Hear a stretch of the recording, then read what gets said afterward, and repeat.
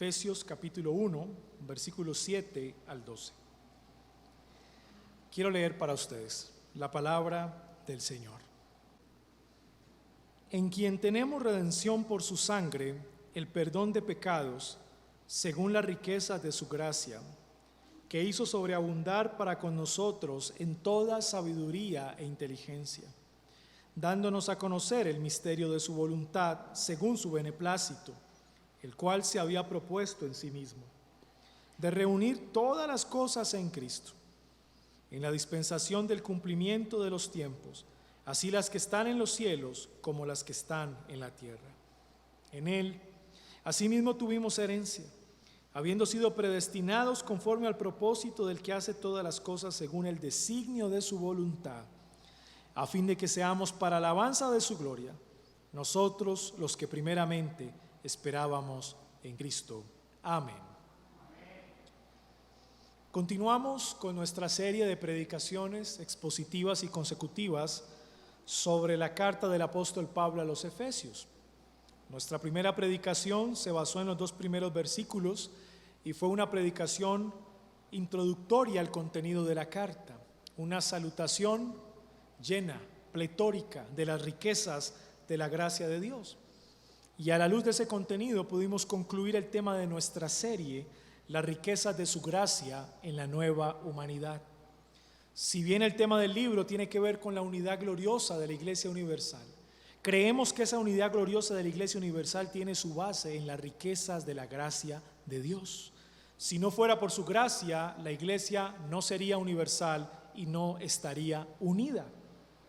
En la predicación anterior, el apóstol Pablo, luego de terminar su saludo con las 2 palabras gracia y paz, a partir del versículo 3, levanta una doxología al Señor.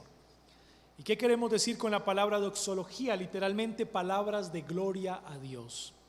Es el reconocimiento de un verdadero creyente por quién es Dios y por lo que Él hace. Así que le da gracias por cada una de las bendiciones espirituales que provienen del banco de la gracia de Dios para todos aquellos que creen en Él. Y se vio la maravillosa bendición de la elección incondicional. El Padre elige a un pueblo, pero también se pudo ver la adopción que hay detrás de esa elección, como el Señor predestina intencionalmente para adoptar, y esos hijos, aquellos que han sido adoptados por el Señor, deben vivir en santidad y sin mancha delante de Él. Lo dice el versículo 4. Todas aquellas personas que creen o que intentan justificar su pecado en una falsa doctrina de la elección son necios e ignorantes. Aquellos que piensan que por cuanto han sido elegidos antes de la fundación del mundo pueden vivir de cualquier manera delante de Dios, pues deben autoexaminarse porque quizá no son tan elegidos como creen. Una persona que ha sido verdaderamente elegida por Dios vive según la intención de la elección de Dios. ¿Y cuál es ese propósito? Vivir santos y sin mancha delante de Él. Una persona verdaderamente elegida vive conforme a la palabra de Dios, no puede vivir de cualquier manera. Al mismo tiempo, la bendición de la elección, la bendición de la adopción, nos lleva a entender que todas estas decisiones las tomó el Señor según el puro afecto de su voluntad. Él no nos eligió a nosotros porque nosotros encontró algún mérito, alguna razón específica. No había en nosotros ni siquiera la dignidad para que el Señor nos eligiera. Él fue digno para elegirnos a nosotros. Él fue digno, pero no nos eligió a nosotros porque nosotros fuésemos dignos de esa elección. Él nos eligió, según lo dice Pablo en el versículo 5, según su voluntad, según su beneplácito. La elección incondicional del Señor es una decisión soberana de Dios. Le pertenece a Él, no a nosotros. Y luego, a partir del versículo 7, lo que hace Pablo es describir otro número de bendiciones espirituales que giran alrededor de un acto poderoso. Y ese acto poderoso lo encontramos en una sola palabra que se va a convertir en la palabra dominante de nuestro sermón, y es la palabra redención. Miren el versículo 7. En quien tenemos redención, la iglesia, en el amado, en Él tenemos redención. Recuerden esa palabra, redención es la palabra dominante de nuestro sermón en esta mañana. Redención es la palabra dominante a partir del versículo 7 hasta el versículo 12 de nuestra unidad de pensamiento del capítulo 1. Redención. Por ende, todo nuestro bosquejo va a girar en torno a esa palabra redención. Y es un bosquejo fácil de recordar. En primer lugar, veremos el costo de la redención. Esa redención tiene un costo. Note muy bien el versículo 7 cuando dice Pablo, en quien tenemos redención, subraye, por su sangre. Hay un costo. Versículo 7a. Número 2, el beneficio de la redención, aparte de que tiene un costo, trae un beneficio. Versículo 7b, el perdón de pecados. Ahí está el beneficio de la redención. Nuestros pecados han sido perdonados. Número 3, el misterio de la redención. A pesar de que esto fue revelado al apóstol Pablo y él nos los está comunicando a nosotros a través de la palabra de Dios, detrás de la obra redentora de Cristo sigue existiendo un misterio. El misterio de la redención. Versículo 9 al 10, dándonos a conocer el misterio de su voluntad. Y este misterio de su voluntad tiene que ver con su obra redentora. Y número 4, el propósito de la redención. ¿Cuál es el fin último del por qué la segunda persona de la Trinidad decide morir una cruz por su pueblo elegido? El fin último es Dios mismo. El propósito máximo de la redención es la gloria de Dios. Miren el versículo 12, a fin de que seamos para alabanza de su gloria. Nuestro bosquejo gira alrededor de la palabra redención, el costo de la redención, el beneficio de la redención, el misterio de la redención y el propósito de la redención. Y nos vamos a sujetar a ese bosquejo para desarrollar nuestro sermón. Veamos en primer lugar el costo de la redención. Es muy claro que el apóstol Pablo habla de su sangre, pero para poder comprender la profundidad de esas palabras necesitamos primero entender el significado de la palabra redención. Porque la palabra redención se puede traducir también como rescate. Y eso nos introduce a nosotros en el contexto de una persona que está cautiva, una persona que ha perdido su libertad y está sujeta a un amo. Por ende, un externo, otra persona, viene a él a comprarlo para hacerlo libre. Así que el uso de la palabra redención o rescate tiene que ver con el pago de una persona o a una persona por su libertad. Se está pagando la libertad de una persona que ha estado viviendo en esclavitud. La cultura judía lo entendía muy bien y la cultura grecorromana también, porque ellos habían crecido con esclavos. Ellos sabían cómo se trataban a los esclavos y dependiendo del tipo de esclavo, cada uno de ellos tenía un costo diferente. Lo que sí es cierto es que las personas podían comprar a ciertos esclavos y lo que hace Pablo es utilizar ese término en el contexto de la esclavitud o de la cautividad y lo aplica en la obra redentora de Cristo, queriendo decir, Cristo es el que vino a nuestro rescate. Él es el que vino a pagar el costo de nuestra libertad. Y parte de la presuposición de que nosotros, antes de conocer al Señor, éramos esclavos, ¿verdad? Estábamos cautivos a un Señor, a un amo que nos dominaba. Y a la luz del Nuevo Testamento, ese amo era el pecado, el poder del pecado que estaba sobre nosotros. Pablo en la carta a los Romanos, desde el capítulo 6, nos empieza a explicar, capítulo 7, cómo hemos sido liberados del poder del pecado y ahora nos convertimos en siervos de Cristo. Hay una realidad distinta cuando la persona pone su confianza en el Señor Jesucristo, experimenta redención. Y eso es lo que significa esa palabra. Fue algo que se determinó en la eternidad, pero que se ejecuta en el tiempo, en la historia humana, en la tierra de los hombres. El consejo eterno de redención, Padre, Hijo y Espíritu Santo, orquestaron este maravilloso plan redentor en la persona del Hijo, pero se hizo realidad en nuestra historia cuando la segunda persona de la Trinidad se hizo hombre.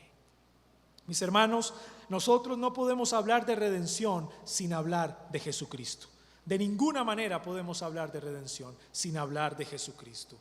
Y efectivamente Pablo lo explica teniendo en cuenta que los pueblos de su época pues estaban acostumbrados en cierto sentido a hacer sacrificios, y en esos sacrificios, sea dedicados a los dioses o dedicados al Señor del Antiguo Testamento para los judíos, derramaban sangre.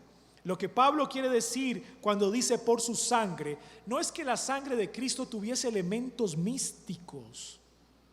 No es que la sangre de Cristo fuese algo así como una especie de sangre mágica. No es la idea. La palabra sangre que utiliza Pablo está en armonía con la vida. El libro Levítico nos explica que la sangre es la vida. Se derrama sangre porque se entrega la vida. La sangre de los corderos representaba la vida del cordero en lugar de la persona por la cual se sacrificaba el pueblo, la familia. Desde ese punto de vista, cuando Pablo dice que tenemos redención por su sangre, lo que quiere decir es que Cristo mismo entregó toda su vida por nosotros.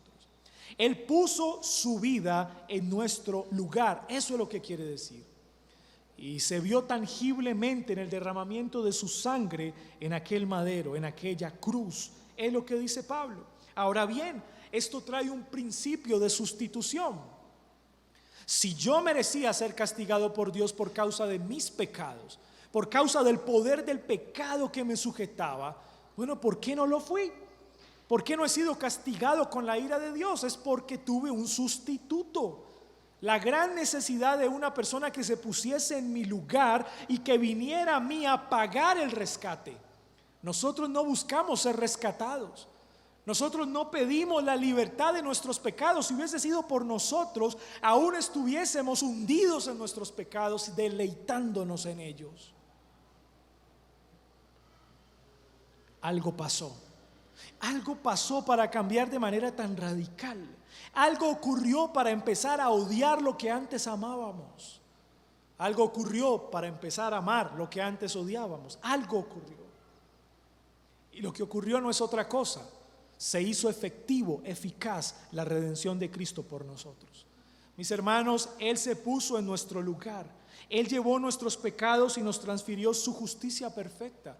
De tal manera que el castigo que venía sobre nosotros cayó en Cristo. Él experimentó el infierno en la cruz del Calvario. Infierno del cual nosotros fuimos librados. Esa es redención. Él vino a nosotros y nos compró a precio de sangre. Él tuvo que derramar su sangre demostrando su verdadera humanidad. No como lo enseñaban los gnósticos, que era una mera apariencia la muerte de Cristo y el derramamiento de su sangre. No es eso. Es una falsa doctrina corregida por la teología de los apóstoles. Verdaderamente Cristo derramó su sangre. Verdaderamente en la persona de Cristo encontramos a alguien que es verdadero Dios y verdadero hombre. Y como hombre sufrió en nuestro lugar. Pablo le recuerda a la iglesia que esa es la redención. Él nos compró, Él vino a nuestra búsqueda, Él nos eligió entre tantos, Él quiso comprarnos a nosotros por su sangre. Mis hermanos, para que el Hijo pudiese efectuar la redención, Él debía llevar nuestros pecados. Él debía hacerse pecador, Él debía hacerse miserable. Y he reflexionado mucho en el significado de la palabra misericordia, porque cuando nosotros pensamos en la palabra misericordia a veces tiene un entendimiento muy romántico, pero no es así, porque la palabra misericordia parte de una realidad, de un miserable. Y a la luz del testimonio de las Escrituras, una persona es miserable cuando es esclava del poder del pecado. Ese es un miserable. Y cuando decimos que el Señor tuvo misericordia de nosotros para redimirnos, lo que queremos decir es que Él se hizo un miserable por nosotros. Él se hizo pecado, dice 2 de Corintios capítulo 5 versículo 21.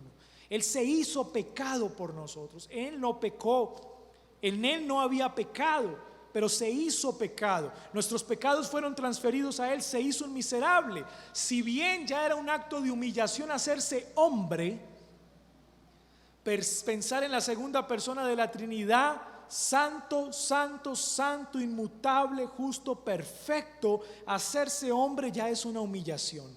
Exponerse a los padecimientos, sufrimientos y debilidades de un hombre ya era una humillación. Pero no bastó esa humillación, sino cargar nuestros pecados. Entender el concepto de misericordia es entender que nosotros éramos miserables y que alguien digno de todo honor se hizo miserable para ponerse en el lugar de los miserables, morir como un miserable para salvar a miserables como nosotros y hacernos dignos. Esa es la misericordia de Cristo. La pregunta que surge es cómo debemos vivir. ¿Cómo apreciamos nosotros la doctrina de la redención? ¿La estamos viendo de esa manera? A veces se puede quedar dentro del marco teológico solamente. Y nos parece muy bonito definirla teológicamente.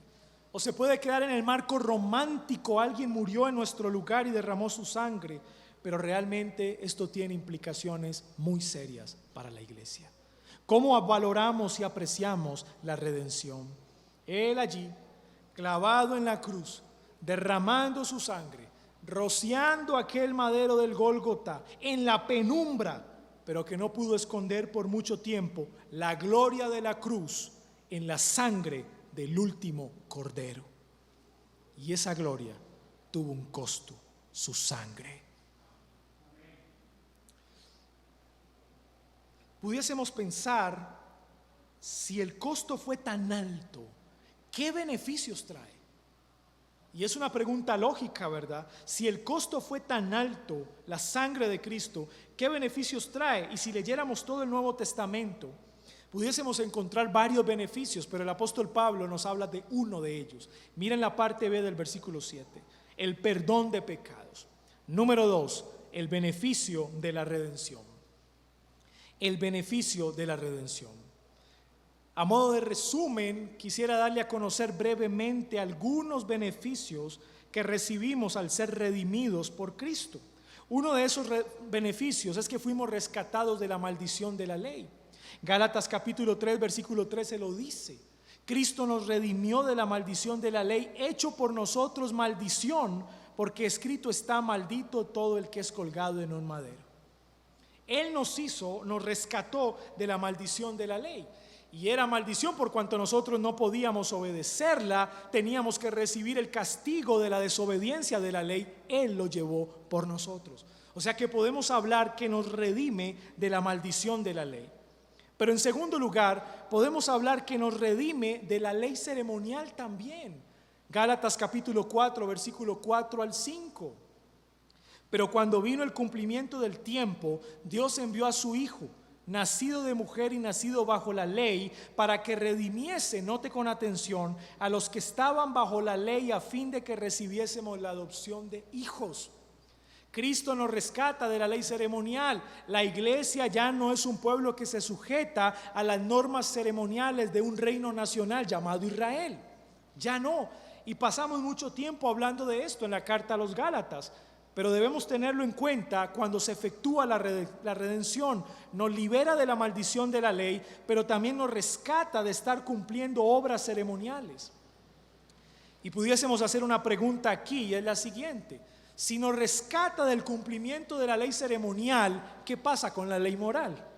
¿Ya no es necesaria para la iglesia la ley moral, el decálogo, que es universal? No. La ley moral es eterna, la ley moral refleja el carácter de Dios, por eso tiene que permanecer viva en todos los tiempos, en todas las culturas. Sin embargo, nosotros obedecemos la ley moral en consecuencia de que hemos sido redimidos, no para hacerlo. Y eso marca la diferencia, ¿verdad? Porque si usted está buscando obedecer la ley moral de Dios para alcanzar redención, nunca la va a conseguir. Pero si usted responsablemente valora la obra redentora de Cristo en la cruz, usted se preocupará por obedecer la ley moral de Dios como consecuencia de lo que Cristo ha hecho por usted. ¿Verdad que es diferente? Es diferente, lo libera de las cargas de la ley ceremonial, lo libera del legalismo, lo libera del antinomianismo, lo libera de todo. Pero también la redención nos rescata de pensar que alcanzamos bienes espirituales a través de guardar toda la ley. Si quebrantamos un solo mandamiento, todos los demás mandamientos son quebrantados. Si queremos obediencia perfecta, tenemos que obedecerlos todos los mandamientos, lo cual fue imposible para los hombres. Romanos capítulo 5 versículo 19 dice: porque así como por la desobediencia de un hombre los muchos fueron constituidos pecadores, así también por la obediencia de uno, hablando de Cristo, los muchos serán constituidos justos. ¿Y quiénes son esos muchos que serán constituidos justos? Todos aquellos que ponen su fe en el Señor Jesucristo. Y hay un punto importante en el contexto de esa cita, y es que muchas personas creyeron que cuando Pablo dijo que por medio de la obediencia de uno los muchos serían constituidos justos, creían que todas las personas después de la primera venida de Cristo serían salvas. ¿Cómo se llama eso? Universalismo. Pero bíblicamente no es así. Pablo no está diciendo eso. ¿Quiénes son las personas justas por la obediencia de Cristo? ¿Todas las personas del mundo? No, a la luz del contexto de Romanos capítulo 5 entendemos que son todos aquellos que han puesto su fe y su confianza en Cristo. Y a la luz de un contexto más amplio nos damos cuenta que esos que ponen su fe y su confianza en Cristo son los elegidos. Así que esos justos por la obediencia de Cristo no son todos, son algunos, los elegidos de Dios. Pregunta, mi amado hermano, ¿eres tú uno de esos? ¿Eres tú uno de esos? ¿O todavía estás confiando en tus propias obras y en tus propios méritos? Si bien la redención nos libra de la maldición de la ley, si bien nos libra de pensar que al guardar los mandamientos seremos justificados, si bien nos libra de la ley ceremonial, también perdona nuestros pecados. Es lo que dice Pablo en Efesios 5:7. El perdón de pecados según las riquezas de su gracia. Y para entender qué quiere decir Pablo con el perdón de pecados, debemos comprender el perdón a la luz de toda la Escritura. Todos los seres humanos nacen con el pecado original de sus primeros padres. Por ende, son culpables delante de Dios desde que nacen. Son culpables. Tienen una culpa original. Hermanos, esa culpa no es perdonada por el bautismo, como cree el catolicismo romano, que por eso al niño hay que bautizarlo para que le sea perdonado el pecado original y le sea quitada la culpa original. No hay ningún argumento bíblico que sostenga eso. Nosotros no pensamos que la culpa original es quitada por un sacramento. Quien quita la culpa original es el mismo Cristo. Esto tiene connotaciones legales, mis hermanos. La justificación es una declaración legal que nos hace justos delante de Dios legalmente. Y cuando Pablo en Romanos capítulo 8 habla de aquellos que nos vienen a acusar, él pregunta: ¿quiénes nos acusarán? ¿Quiénes acusarán a los escogidos de Dios? ¿A qué se refiere Pablo? En términos legales, puede venir el enemigo y decirle al Señor: míralo, ahí está, por el cual moriste en una cruz, al que supuestamente redimiste, míralo como peca, no se ha hecho realidad de la redención en la vida de él, míralo, todavía es esclavo del pecado, míralo como desobedece y dice ser cristiano, y va a la iglesia y canta himnos y participa de la cena, ahí va, es que cristiano. Pero saben una cosa, la declaración de la justicia de Dios fue legal, firmada con la sangre de Cristo. ¿Qué hace Dios? Va a la declaración legal y va a encontrar: todos tus pecados han sido perdonados por la obra de Cristo Jesús. Por mucho que se presente el acusador, mis queridos hermanos, seremos justos para siempre. Ahora bien, nos conformamos. Vivimos de cualquier manera porque ya hemos sido declarados justos. No, todo lo contrario. El perdón de pecados, la liberación de la culpa original a través de la justificación, también nos libera del poder del pecado. La vida cristiana es una vida coherente y consecuente en la cual fallamos. Y la iglesia falla continuamente en esto. Lo aprendíamos en la escuela bíblica al dar la introducción a los Proverbios, la serie que empezamos. Cómo el temor a Jehová está relacionado con considerar seriamente la obediencia a sus mandamientos. cómo el temor a Jehová es el principio de la sabiduría de todos aquellos que creen en Él. Y es ahí donde la iglesia falla, porque es mucho más fácil para el creyente profesar ser cristiano, hablar teológicamente verdades insondables, diferenciar el concepto de redención, expiación, reconciliación, propiciación, elección, adopción, justificación, glorificación, etcétera, y no ser consciente de lo que eso implica para su vida como cristiano. Amados hermanos, ser perdonados del pecado es ser liberados de la culpa, pero al mismo tiempo ser liberados del poder del pecado que nos ataba. Nosotros no dejamos de ser esclavos, seguimos siendo esclavos, pero cambiamos de amo, ahora servimos al Señor.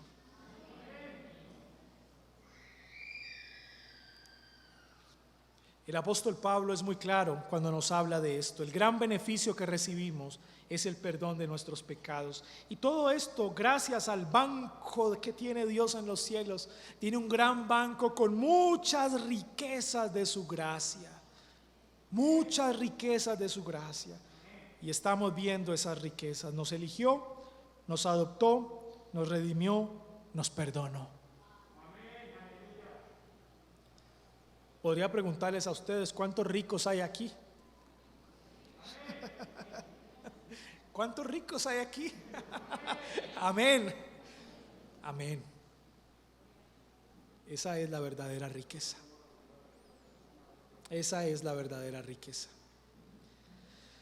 Sin embargo, aunque pensáramos en el beneficio del perdón de pecados y conociéramos lo fundamental para vivir nuestra vida cristiana coherentemente, aún hay un misterio. Debemos reconocer como cristianos que la redención tiene en sí un misterio. Nos ha sido revelado lo necesario, a Pablo le fue revelado lo necesario para la edificación de la iglesia, pero la redención encierra un misterio. En tercer lugar, el misterio de la redención. Miren conmigo el versículo 9. Dándonos a conocer el misterio de su voluntad. ¿Y cuál es su voluntad? La voluntad que fue revelada, la redención. Los hombres del Antiguo Testamento no conocían el nombre del Mesías. Ellos conocían que vendría una persona, la cual sería el descendiente de la mujer, aquella simiente que derrotaría el poder del pecado y del tentador. Pero no conocían su nombre hasta que se manifestó el mismo Dios en la persona de Cristo, el mismo Dios en la persona de Cristo. Y conocimos su nombre. ¿Cuál es su nombre? Jesús, porque salvará a su pueblo de sus pecados. Es por eso que el mismo Cristo le dice a sus discípulos que pueden ser muy pequeñitos, pero son más grandes que el mismo Juan el Bautista. Y son más grandes los pequeñitos porque ellos conocieron muchas más verdades que ni el mismo Juan pudo conocer. Y esos pequeñitos, pues somos nosotros, la iglesia. Ese misterio redentor, la persona, el nombre de esa persona, la obra de esa persona, la forma como esa persona iba a redimir a su pueblo, era un misterio. Aunque los profetas en el Antiguo Testamento lo describieran, realmente era un misterio. Ni siquiera los mismos judíos lo entendían cuando leían el Antiguo Testamento. Pero fue revelado en la persona de Cristo Jesús. Tuvo que morir en una cruz, tuvo que ser el sustituto, tuvo que derramar su sangre, tuvo que resucitar al tercer día. Hay un misterio en la redención, pero ese misterio se dio según la buena voluntad de Dios, dice el texto, el cual se había propuesto en sí mismo. ¿En qué? Versículo 10. De reunir todas las cosas en Cristo, en la dispensación del cumplimiento de los tiempos. El misterio tiene que ver en que la obra redentora de Cristo se convierte en una obra cósmica. Es una redención cósmica de impacto universal. Y con esto no quiero decir que la redención se hizo por todos y cada uno de los hombres, como enseña la expiación universal. Pablo no quiere decir que Cristo murió por todos y cada uno de los hombres. Cristo murió por los elegidos. Ese es el contexto del capítulo 1. Hizo eficaz esa salvación solo en aquellos que fueron elegidos antes de la fundación del mundo. Tampoco quiero decir que Cristo murió por los ángeles caídos. Si bien hubo un grupo de ángeles que cayeron en pecado, para ellos no se le proporcionó un redentor de ninguna manera. Porque la segunda persona de la Trinidad se hizo hombre, vivió como hombre, obedeció como hombre perfecto y murió en una cruz. No se hizo ángel para redimir ángeles. Cualquiera de ustedes que ha pensado si hay vida en otro planeta, no la hay.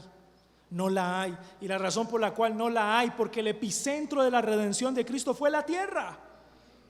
Entonces tendría que morir por otros.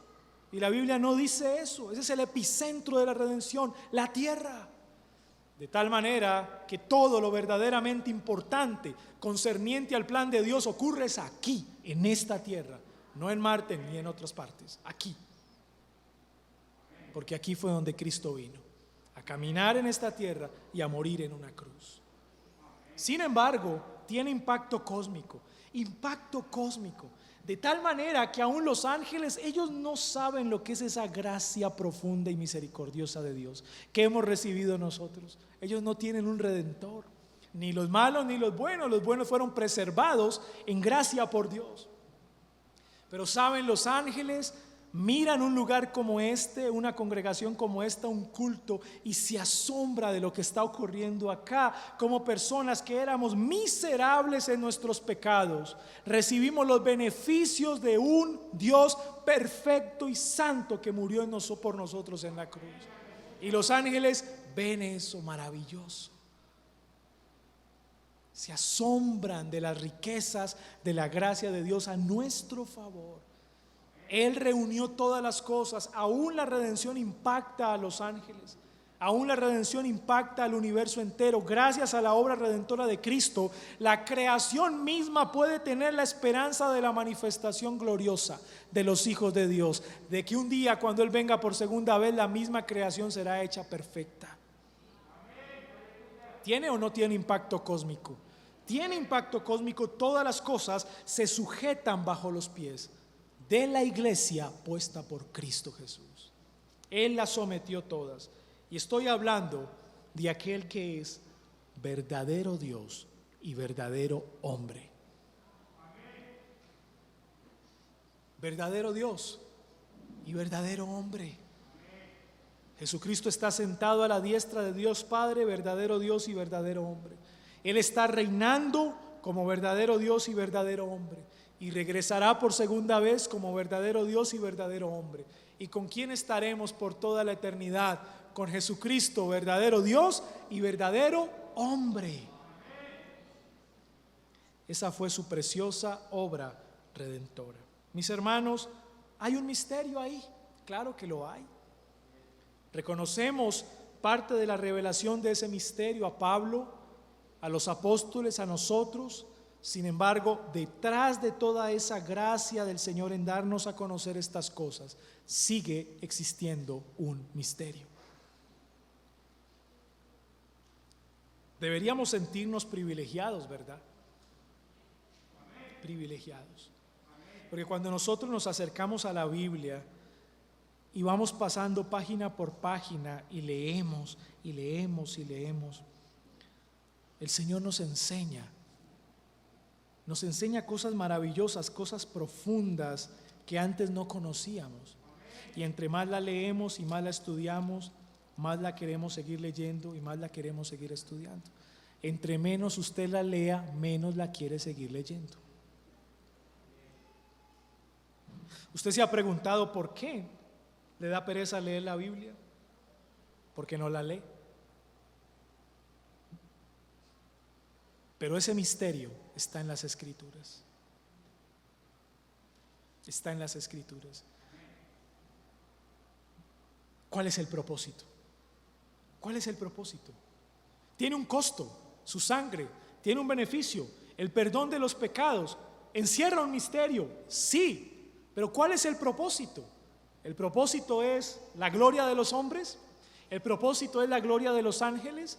¿El propósito es la gloria de los cielos y de la tierra? ¿Cuál es el propósito de la obra redentora de Cristo? ¿Saben cuál es el propósito? La alabanza de la gloria de Dios. Toda la obra redentora la hizo Cristo para su propia gloria, para su propio nombre. Mire lo que dice Pablo en el versículo 11, 12, el propósito de la redención.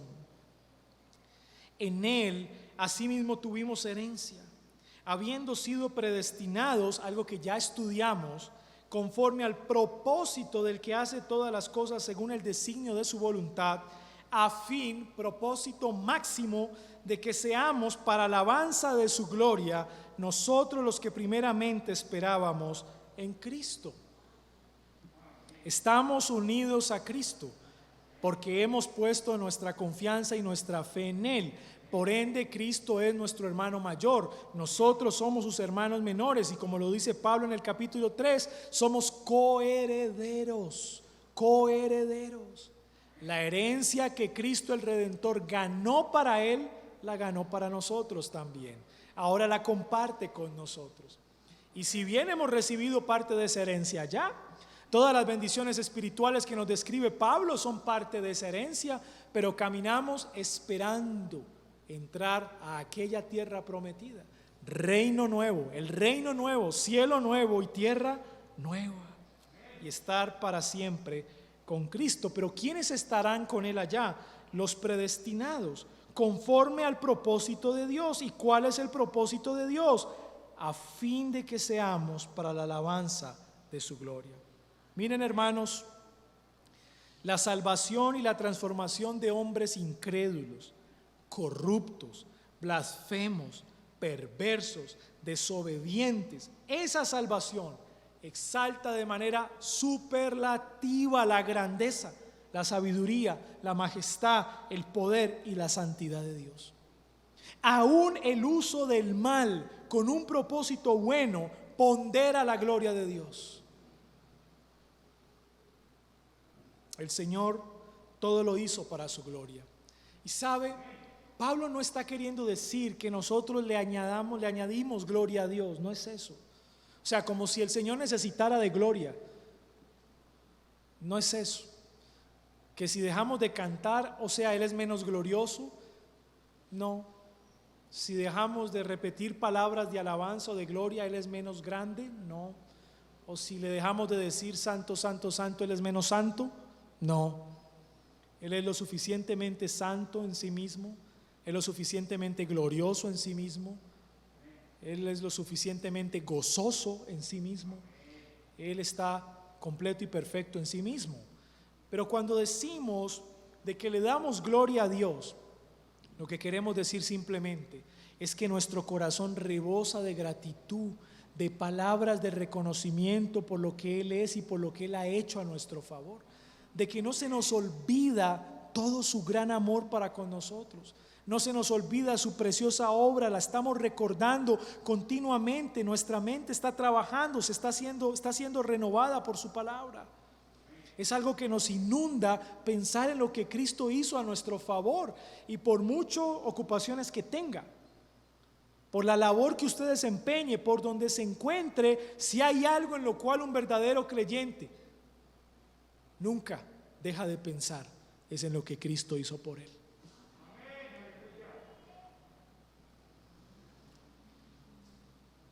Yo le pregunto, mi amado hermano,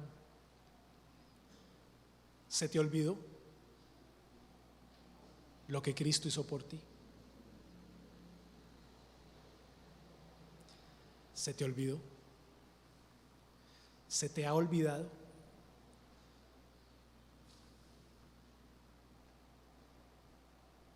La gloria es para el Señor, y la única manera de tener eso en cuenta y ser conscientes de eso es saturar nuestras mentes con su palabra. Recuerdo las palabras de Policarpo, el discípulo del apóstol Juan.